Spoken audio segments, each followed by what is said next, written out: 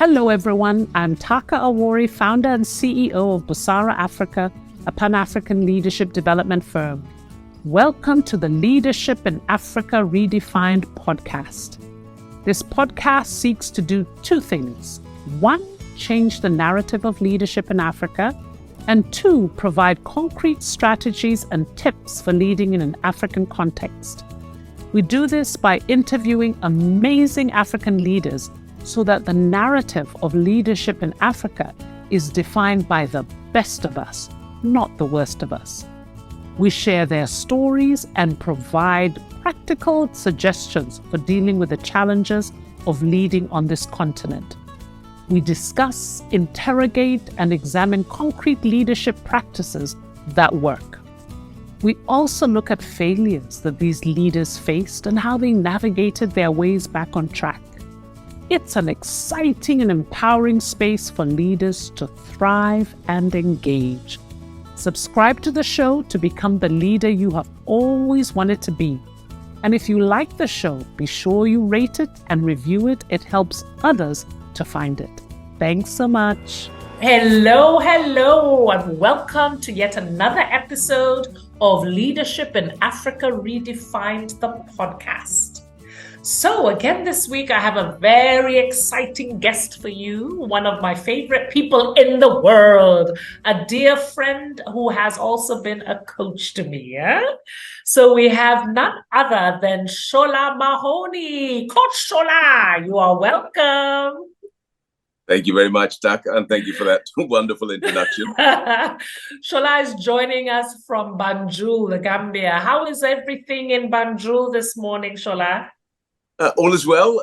It is rainy season, and as we speak, it is raining. Let's hope that doesn't interrupt the power supply system, but so far, so good.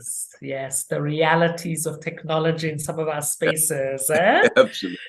So quick introduction of Sola to our guests. So Sola is a former banker with over 30 years occupying senior leadership roles across Africa with Barclays, Standard Bank of South Africa, Citibank, the World Bank. But he's also had extensive board-level experience and a deep understanding of corporate governance issues. So Sola, for instance, is sitting on right now, I think, Sola, about 4 boards, Sola is currently the chair of GT Bank. I think those of you in West Africa who know GT Bank, he's the chair of GT Bank, the Gambian. He's also, what's interesting about Sola is he also has corporate governance experience also in the NGO sector. So he's currently the board chair of Help Age International Kenya, board member Innovax Global Health, and board member of the External Advisory Board of Perivoli Africa Research Center in the UK. So, and lots of other board experience before.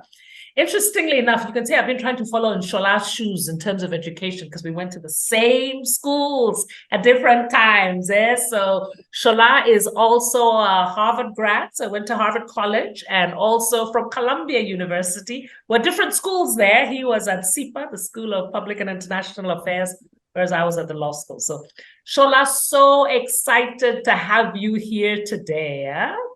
So why don't I jump into it right away? Why don't you give our listeners a sense of your leadership journey? And maybe as you share with us your leadership journey, maybe if you can weave in what were some of the leadership qualities that really enabled you to be successful. Over to you. Thanks very much, Taaka. That's a very flattering introduction. Let me try to respond, because when you ask me what has made me successful, I suspect the jury is still very much out on that. I am on a journey, as so many are, trying to improve constantly in terms of my leadership capacity and my leadership qualities. But let me start off by saying that my own leadership journey, I divide it into 3 segments. The first part was in the civil service. I graduated from college, came back home, worked in the civil service, and worked up to the level of deputy permanent secretary in a ministry. And obviously that was part of the leadership, because there were leadership challenges at that level. From there, I went on and found my way into international banking. And in international banking, I gradually got into a position where I was actually running a business unit for one bank or another in a range of different countries across Africa, from Nigeria to Ghana to Kenya and so on and so forth. And then I more or less, I retired early from international banking, came back home. And since then, I've been focusing much more on board governance, sitting on boards, chairing some, chairing committees in others. But essentially for me, that has been the focus of this latter part of my leadership journey. And it's the part of the leadership journey that I am on today, and continue to strive to improve whatever it is that I'm doing. So I would divide my journey into those three segments. And when I think about what are the areas, what are the qualities that I believe are maybe my strongest qualities in terms of leadership, and bear in mind there are certainly plenty of areas where I still hope to grow and keep trying to improve on. I think one fundamental area is communication. Communication in different levels, whether it's writing or speaking, public speaking in meetings, or even speaking one-on-one, because very often as a leader, it's not just that big speech that you're giving to the entire staff. Sometimes it's the one-on-one with a valued employee who needs either encouragement or perhaps needs a slightly heavier hand, a difficult conversation. So the first thing I would point to, I think, would say in communication, I found that that's extremely important. It's been important for me. I think in terms of people who have led me, I've found that their communication style is also critically important in terms of how good of a leader I think they are, and the extent to which I feel led by them. I feel as a follower inclined to follow them. So I think first of all, communication is key. I would say, and it's slightly linked to communication, a slightly difficult and ambiguous concept, but empathy I find is key. Empathy, and you say empathy, and I can imagine some folks thinking, well, yeah, what's that all about? Difficult to define, but what I'm trying to get to there is the ability to understand and empathize what the other side is thinking.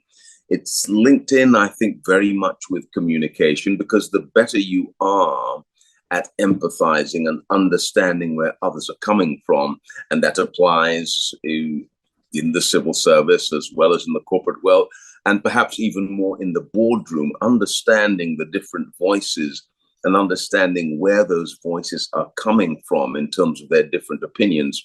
I think that's an important skill.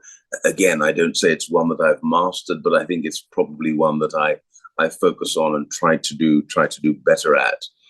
And I would also go as far as, and again, these as they come to mind, I think one of the really important ones is mistakes and failures. And that sounds slightly counterintuitive. You'd be wondering, goodness me, how's that one of the qualities? It's what I really mean by that is learning from mistakes and failures. And I think to the extent that I have any strengths right now, they are, of course, built on the failures, the experiences, the past mistakes that I've made. And trust me, I've got a boatload full of those after 20, 30 years. And learning how to correct those, take them on board, derive, as it were, the lessons learned, and apply them in the next iteration, whatever it is that might be. And for me, again, one could keep going, but I think those three, and I'd venture to say that I've managed those with differing degrees of success. I am far from being a master in all three, but those are the three that I found most important and ones that I continue to focus on trying to hone in terms of my own self-development. Let me stop there, Taaka. Okay, so interesting, and thank you for that. And I'll come back to first. I like the way you broke out your leadership journey in those three phases, because later I'm going to come and ask you what you see as some of the nuances in terms of the leadership demands in those three different. And I think this is why you're so interesting, because you've had experience. I mean, leadership in public sector is quite different from leadership in the corporate sector and banking. And then again, quite different from when you're leading at a board in terms of governance. So I'll come back to that in terms of what you see as some of the differences. But I would love to lift up some of the qualities that you mentioned, because I think it really says a lot about the leadership that's needed on this continent. This first one around communication, it's interesting, a lot of resonance in terms of the things that the aspects of communication that you bring up. There is one, it's interesting, I realized that you've missed, that I know you have, having known you for close to 30 years. And what makes you also such a good coach is you're an amazing listener, Sola. You really listen well. And I think that's what enables you to do the other part, the empathy. Because I'm imagining empathy is not just about communicating what you're empathizing with, but it's how you hold space for others to really show that they're understood, and that who they are is okay, and that sense of empathy is often communicated through how you listen. So it's interesting as you said that. But even as you were mentioning the empathy, I thought, my goodness, this is also something that I often talk so much about in terms of the emotional intelligence being so fundamental as a key skill for leaders. And I think one of those key EI competencies is empathy. But also now tied to your last one, and I love the fact that you emphasize the ability to learn from mistakes. It's something that I bring up in the book as well, because we all recognize that our leadership journeys are never smooth. But it's those who are able to transform mistakes, as they say, turn lemons into lemonade type thing, but really learn from their mistakes. But it takes quite a bit of humility to do that. Yes. And you can see just from even the way you introduced yourself. I say so many things people don't realize, just the way they show up says so much about them. The way you right from the beginning were quite clear about, I'm still on a journey. And what I found is that that's not common. Too many of our leaders who are at a certain level, who have achieved as much as you have, who people consider to be elders in the space, are not talking about they're still on a journey. They have arrived. They're not more about that they have to say. So I think that humility, that deep self-awareness is also so powerful. And I'm sure is what enables you to also learn from the mistakes that you have had. So thank you for bringing up those particular qualities. So let me come to then the part, your third phase, the third phase of your leadership journey that you're on now, because this is the part that I would really like to delve in. Your experience on so many boards, your governance experience. And Sola, I want to assume, but correct me if I'm wrong, but the leadership qualities required for serving on a board, whether non-for-profit board or corporate board or state-owned enterprise governing, a public sector board, are slightly different. There might be some commonalities, but there's some nuances from the leadership one may need if you're the CEO or part of the leadership team, management team, sorry. So tell me if I'm wrong, if there are some nuances, and if there are some nuances, what are they? What are those qualities you need, leadership qualities you need when you're serving on a board? Excellent. Thank you very much for that, Taaka. And interestingly enough, that question will lead me into a point you made or that you raised about the whole ability to listen. I think the first thing, the big distinction, the main distinction between being an actual corporate leader, whether you're heading a department or a business or whatever, and sitting on the board, is that as a board, and the boards that I'm on, by the way, I'm a non-executive director. And I think for me that is a fundamental distinction. Because as a non-executive director, your job is not to be doing stuff and getting things done. Your job is much more one of oversight, ensuring that management is doing the right things. And so one of the big challenges that we all face as we transition from being a day-to-day CEO, deputy CEO, or whatever, to sitting on the board is understanding that when you're on the board, it's not your job to be getting into the trees. Your job is to stand above, hover at 30,000 feet and look at the forest. And so for me, I think that is, and I think many would agree with me, those who have made that transition, that it's that move, that distinction that is absolutely critical. And it's from that distinction that so many of the differences now flow. So for example, what we are doing at the board level, really what you're all about is not getting into the finer details, although obviously that has a role, but you are called upon to be much more of a big picture strategic thinker, be much more forward-looking, much less concerned about the day-to-day short-term issues that confront every leader who is sitting on the desk and sitting on the hot seat. Much more about looking to see where the organization is going over the long term, looking to reorient your perspective from the kind of short-term urgent things that every leader has to deal with when they are running a company or running a business, to sitting back and saying, well, no, somebody else is handling that. Our concern is to understand the big picture, understand strategy, make inputs in terms of the business strategy and so forth. So I would start out by saying that is fundamentally, that's one of the first fundamental differences. And if I can, let me just expound and from there go into something that's also related, which is that as the chair of a board, for example, sitting on the boardroom, that is your area, that is your arena.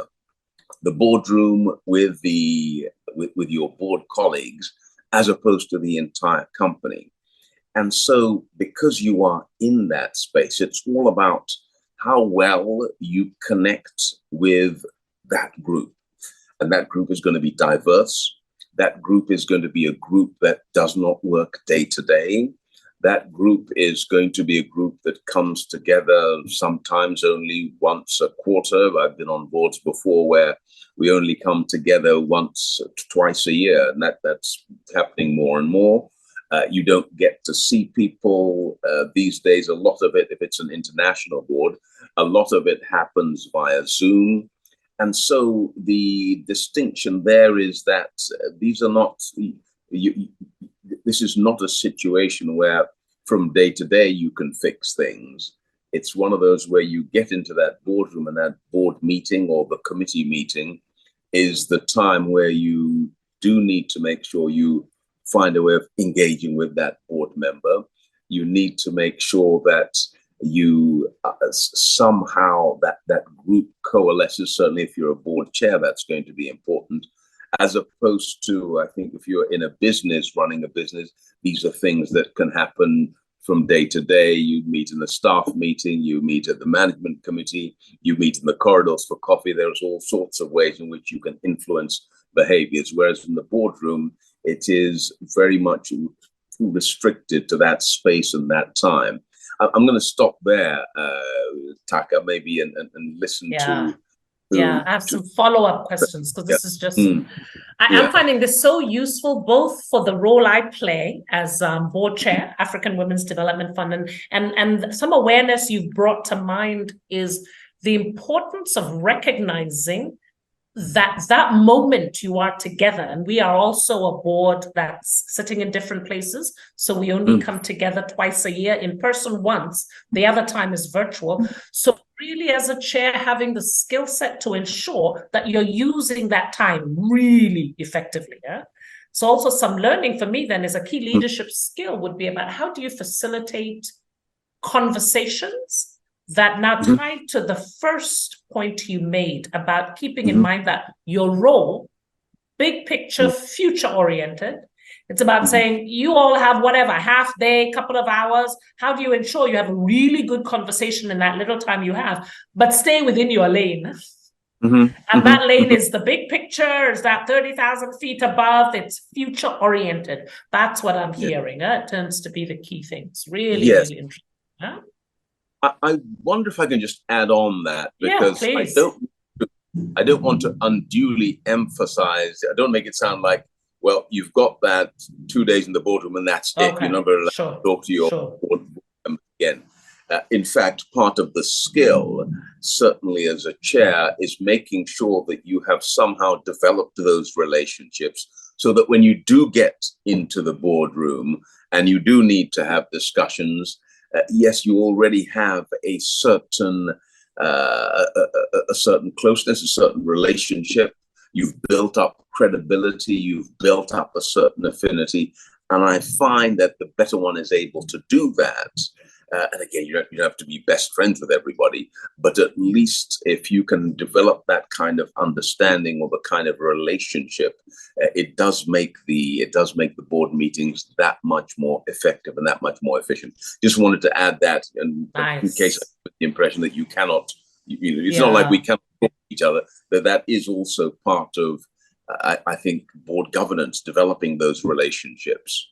Interesting. So I can imagine it's good you are raising this, because I can imagine that many boards don't actually have that quality of relationships between each other, so that when you come time to making decisions, developing consensus, it might be harder. So maybe my next question would be, what are the kinds of challenges, particularly I would say maybe overall governance, but more particularly leadership challenges you have encountered on boards? One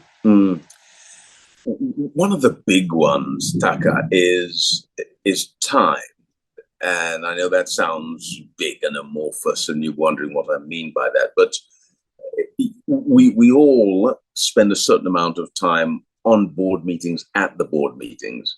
Yes, you prepare. There are board papers to read and to digest and so forth. What invariably I find is it's a challenge to get the balance right, because when you get into the boardroom, one of the cardinal principles is that you want to be, to come back to the point you've made, to be listening, to be open-minded in listening to the different views. And that's the beauty of a board. The board needs to be diverse. The board, any board that's worth its salt, is going to have a diversity of opinions, diversity of personalities, because that's where the richness of the board lies. And so you want to listen to everybody and give everybody a chance to speak, but you will find invariably that if you want to get through the agenda during the time allotted, invariably you get to the stage where we're under time pressure. We can't be quite as open-minded and as we would like. And so as a result, there is that tension. Yes, so-and-so has a point.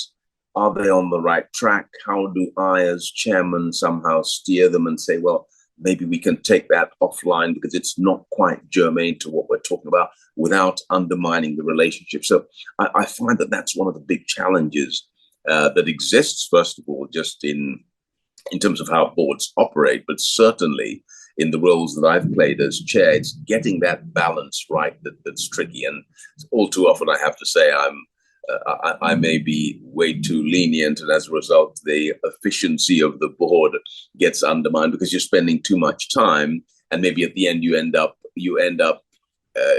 rushing things and rushing through things that were actually important. So getting that balance right, I find, is one of the huge challenges that certainly I've run into. And I say that because, again, just bearing in mind that there will be diverse opinions. You have theoretically been chosen on the strength of the different views that you bring to the party. And as a result of which, there will necessarily be some robust discussion. That's also what the board is all about.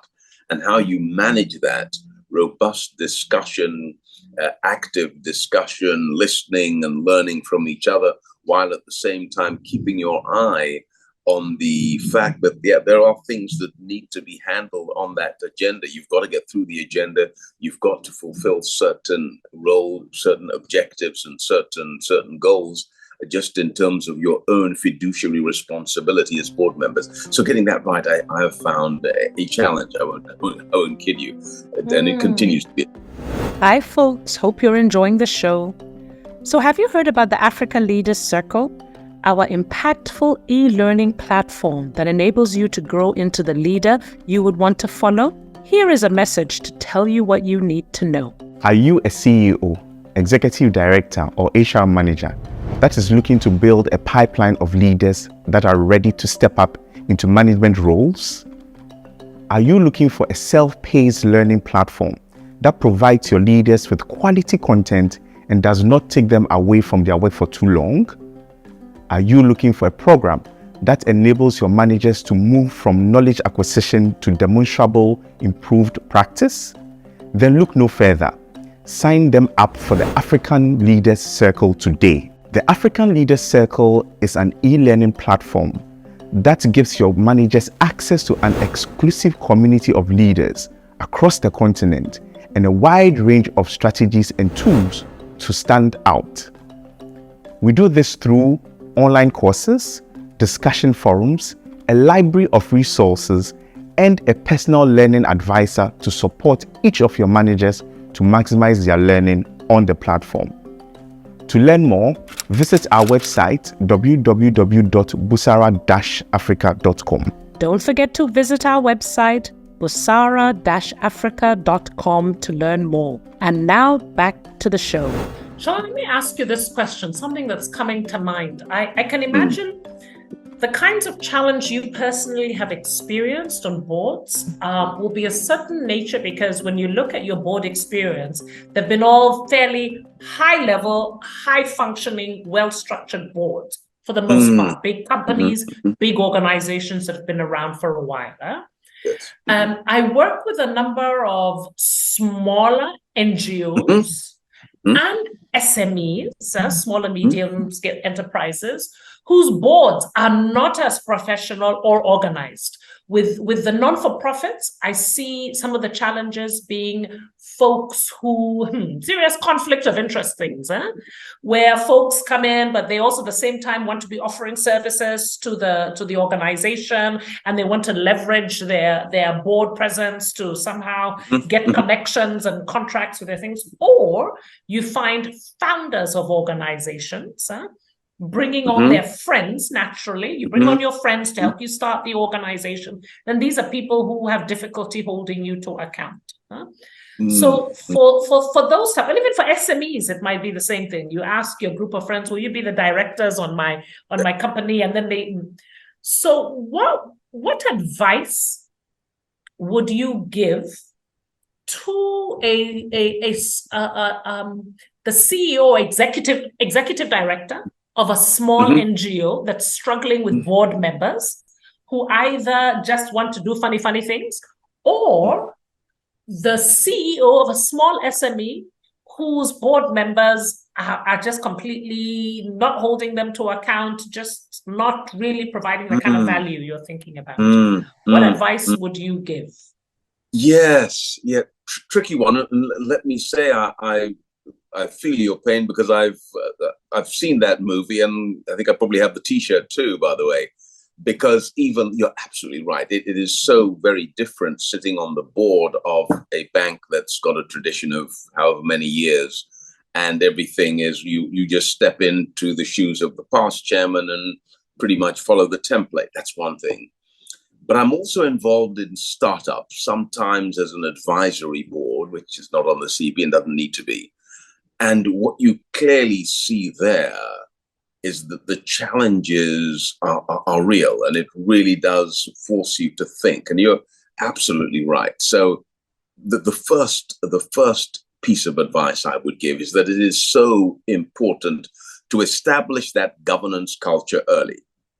Because once you start at the beginning saying, we'll get to that. Oh, conflict of interest, no big deal. Yeah, it's not a big deal. It's a small project anyway, or small procurement deal. It's just a bit of stationery. I think once you do that, you get on the slippery slope, and invariably you will find that over time that becomes part of your culture. And once you've made an exception for one board member, very difficult to draw the line for the next board member, even if they want to do something 10 times as big, 100 times as big. So the first thing is, I think, to, if you are the chair or the CEO, is to focus on getting that governance culture right. So very important. That's the first thing. I think the second thing is, and I know whereof you speak, because if you are a small startup, certainly an NGO, the rules of the game you've got to have a board. You're not paying big fees. You probably don't have money. You're looking for pro bono work. You're not necessarily going to get the best folks, and you may get folks who don't have much board experience, or the experience that they have is not the rich experience that, maybe it's the wrong experience. Maybe they've sat on boards where you could do some of these funny things, where conflict of interest was never really much of an issue. I think it's so important that when you put that board together, if you can make sure that you take your time to get a chair who is experienced, who does understand, and who is on a level with the CEO, if you are the CEO, for example, and can understand that, okay, this is how we're going to do things. You need to have that agreement that this is the kind of culture that we are going to establish. And yes, if people are not falling in line, we will call them out. Really, really important for me. And I think it's an impossible task if everybody in the board is just kind of running helter-skelter doing what they want. You need to have at least one serious governance practitioner and leader who understands what needs to be done, because then preferably that would be the chair, because then they can help sort of herd the sheep in the right direction. I don't know if that's helpful, but for those that's so helpful. There's two things. One is a question, and then one thing, there's a lesson it's like a penny is finally dropping around something. Let me start first with the question. And when you talk about establishing a good governance culture early, how would one do that? Is it about putting a board charter in place, something that clearly, how would you do that very practically? Good point. Yes, you raised a good point. I was thinking, I think that there are two levels, right? Okay. Culture is something that develops over time, sure, because you are certain types of behavior. So, for example, the culture of listening at the boardroom, the culture of listening to each other, that's not something you would necessarily codify. But it's something where the chair would be able to say, sorry, so-and-so is speaking. Let's hear what so-and-so has to say. So that helps develop the culture. But fundamentally, I do think you do need to have a few basics written down.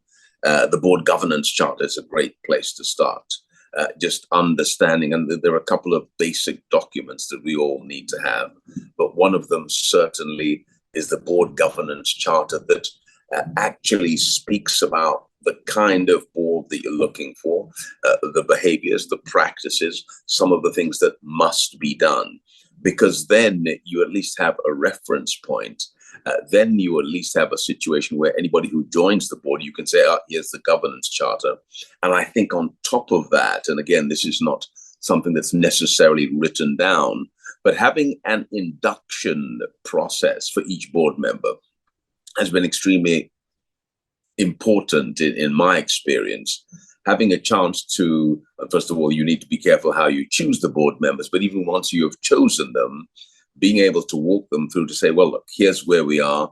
This is how we do things. Here's the board governance charter. Here's what's important. Here are the challenges that we're having. And this is what we're focusing on. So that's how I would suggest one approach it. Nice. So it's two things. It's one, yes, the document, charter, the governance. Yeah. But then it's also the practice, which then brings me, which brings me then to something that a penny has dropped for me in terms of, I think as you have been speaking, you've brought out so clearly the importance of leadership of the board, the role of the chair.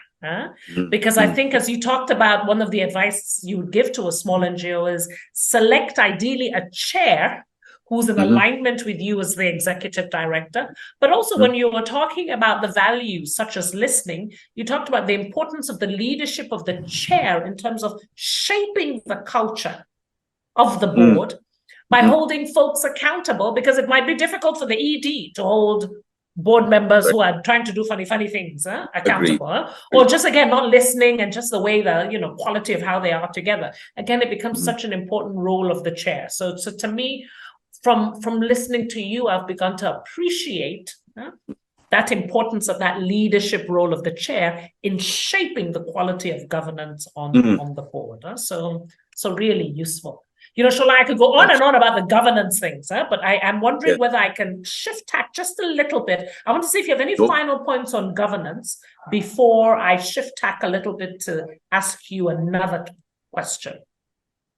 On governance, no, I think, like you, I could go on for a while, but I think we've covered the main points about governance. I would say that there is the other challenge that you face, by the way, just very quickly, as in terms of governance, is that very often we all have regulators.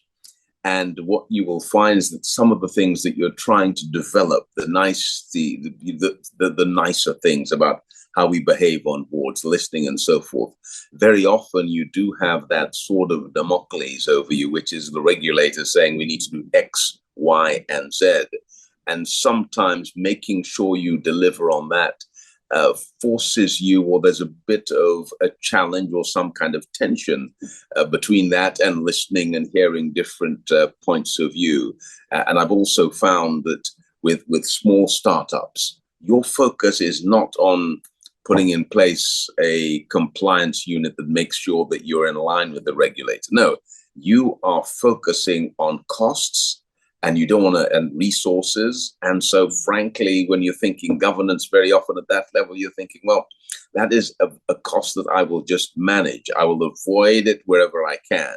Whereas in actual fact, very often in terms of the long term, some of those practices are really important. I just sort of put that out there because I don't want to make it sound like governance is such a wonderful, easy thing. We should all just embrace it. Very often, in terms of the realities of the business and what you are trying to do, you're trying to survive as a startup, right? You're trying to make it to, you use it to the next, sometimes just the next quarter, sometimes the next reporting period.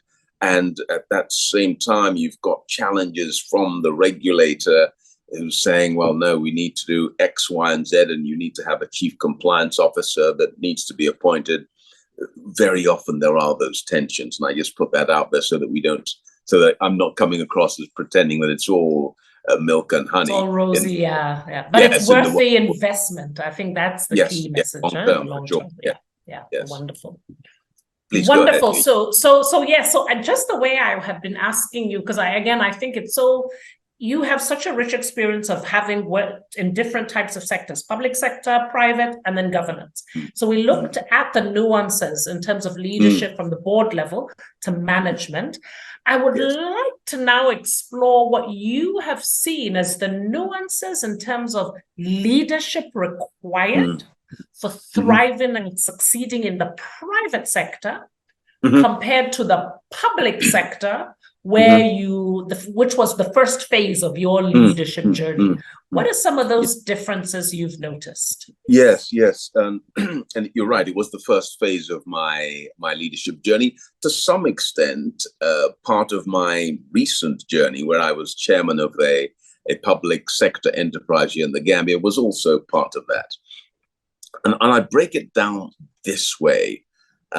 I think it's to some extent almost easier to provide leadership within the context of the private sector. You have a lot more, leeway, a lot more latitude, and it's very clear what you have to achieve.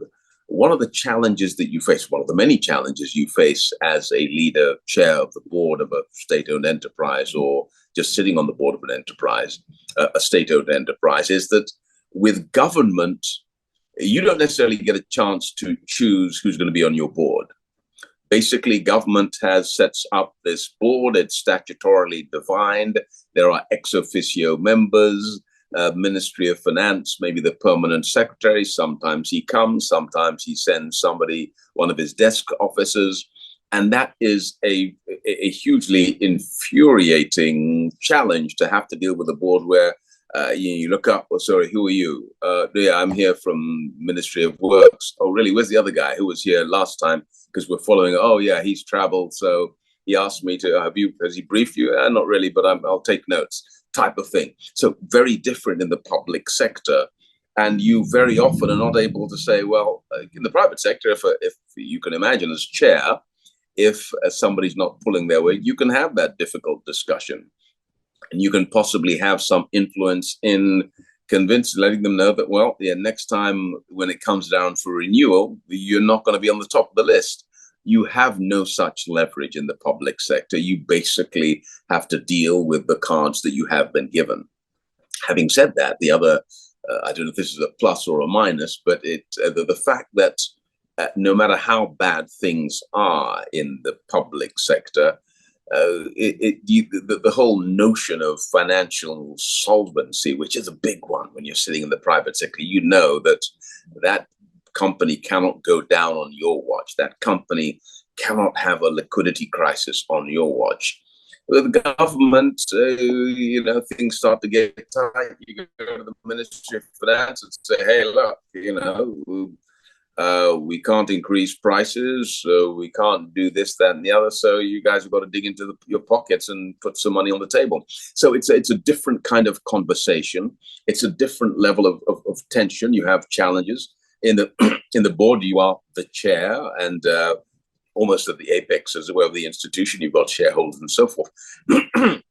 In the government, there's some minister lurking somewhere. You also, by the way, have been appointed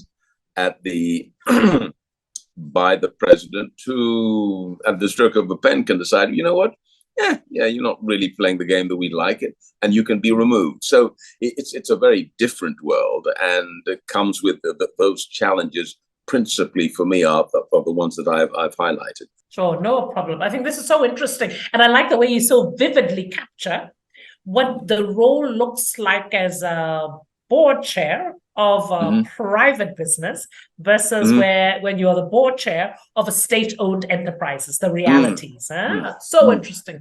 So if I bring it down where you're in a leadership role in management in the public sector, yes. So you're director of so-and-so department versus director of versus in a ministry, versus director of a department in one of the banks you worked for. What would be the leadership traits or competencies that would enable you to thrive and succeed or survive as director for I don't know what, for monitoring and evaluation in the Ministry of Public Works versus the director of blah blah blah at Citibank? Yes. For sure. I think when you think about the public sector versus the private sector, as you can imagine, one of the fundamental differences is in what is the definition of success. Now, by and large, up until recently, if you're in the private sector, it's just about the numbers. You live and die by your numbers, and management is constantly on you. Monthly, sometimes fortnightly. You've got these targets. Where are you on them? Why are you behind? What are you doing about it? And the successful managers, the successful directors in the private sector are invariably those who, as they say, DNA, deliver numbers always, they used to say in one of the banks I worked in.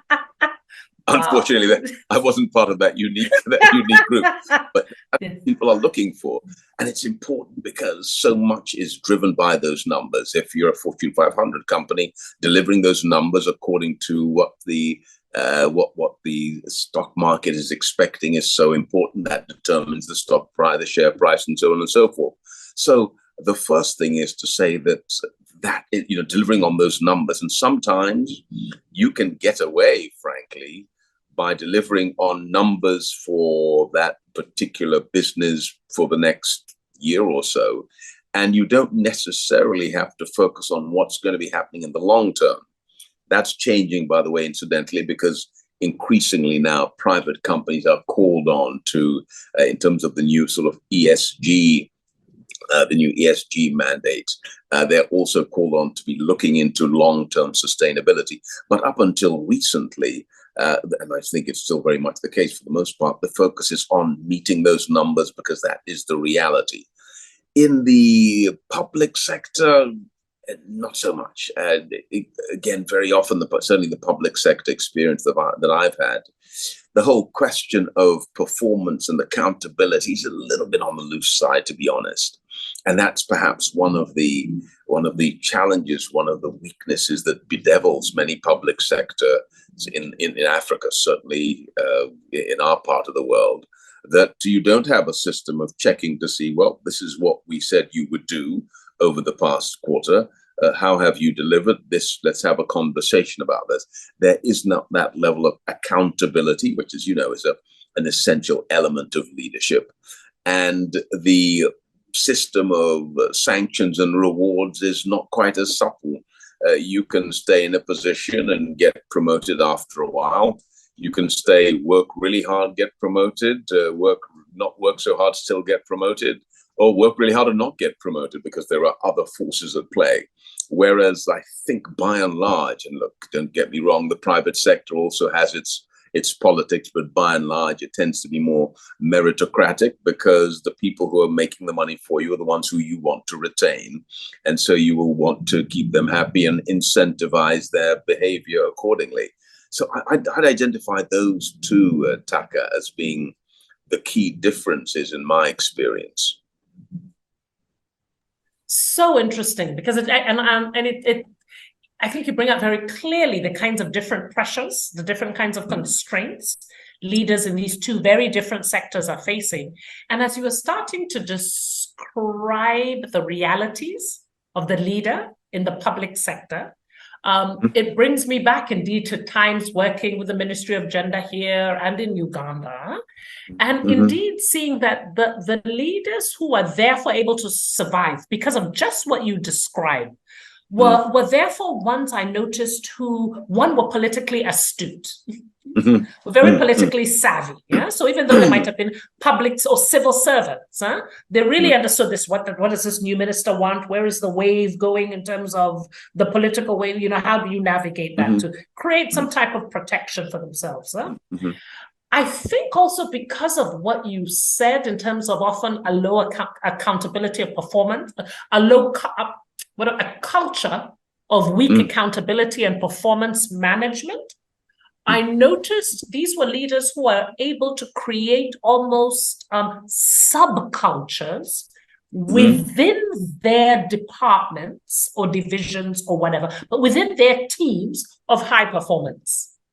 And often I noticed they were able to do that because they found access to other funding. So these were people who were doing interesting enough things that they were able to attract donor funding. So they were not just simply dependent on the main ministry budget that was coming from Ministry of Finance, but somehow because of what they were working on, because you can imagine something like Ministry of Gender and Children, you have UNICEF, other people who are willing. So in those kinds of sectors, then I would see, then you have leaders who are able to say, people want to come and work with you because there's some donor funding in there. But if you also have, that means you also accountability has to be better. So it's almost like this little mini thing, but they're also politically astute to make sure not too many eyes are shining on the money that they have to come and spoil things. So I wonder if that's similar things that you were seeing when you were working in public sector. Oh no, absolutely. That's a reality, and it's that's why many people feel that donor funding has a slightly, insidious, a little too strong. But one of the negative aspects of it is that it draws the best talent to wherever it is. So, for example, if for whatever reason a particular donor, and you know how it is in the NGO world and the donor world, there are waves of things that our people find important. And if, for example, all of a sudden World Bank and other funders find a particular they're on a particular hobby horse. I hope that doesn't sound too disrespectful, but you know what I mean? There's a particular area of focus.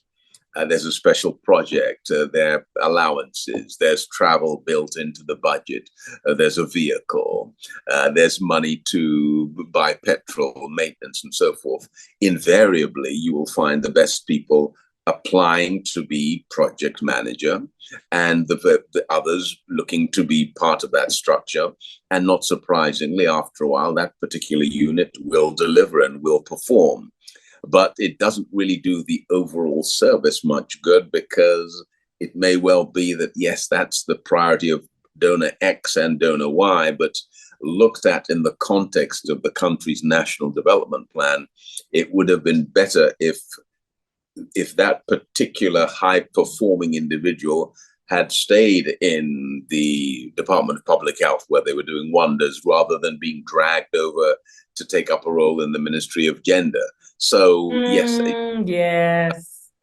whereof you speak, that's a very real challenge, and it's very much part of the fabric of public sector, certainly in my experience. Yeah. So, and I like what you're bringing up, because I think your key point, therefore, is not to have these little islands where you're pulling depending on external priorities, but we need broader systems reform, where indeed there's a culture of, I mean, it's big, tried it, but still, where there's a culture of accountability, performance management, so that leaders can truly enable their teams to deliver the services that their ministries are mandated to do. Yeah. Okay.